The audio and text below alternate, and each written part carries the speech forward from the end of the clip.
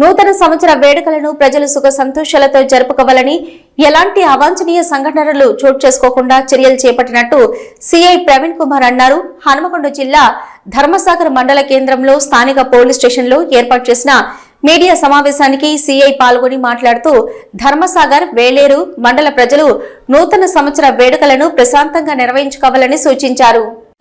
రానున్న నూతన సంవత్సరాన్ని పురస్కరించుకొని ధర్మసాగర్ ప్రజలందరికీ మరియు వేలేరు ప్రజలందరికీ అడ్వాన్స్ నూతన సంవత్సర శుభాకాంక్షలు. ఈ నూతన సంవత్సరాన్ని పురస్కరించుకొని 31st నైట్ పోలీసు సిబ్బంది కొన్ని ఆంక్షలు విధించడం జరుగుతుంది.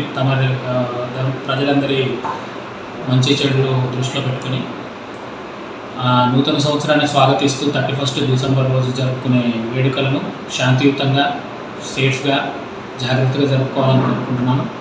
రాత్రిపూట లేట్ నైట్లో గుంపులుగా తిరగద్దు, తాగి వాహనాలు నడపద్దు.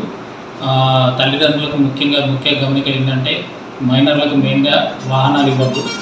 అది ఏదైతే జరిగినా కానీ మైనర్లు వాహనాలు నడిపి ఏదైనా జరగకూడని పరిణామాలు జరిగితే తల్లిదండ్రుల మీద కఠిన చర్యలు తీసుకోబడతాయి.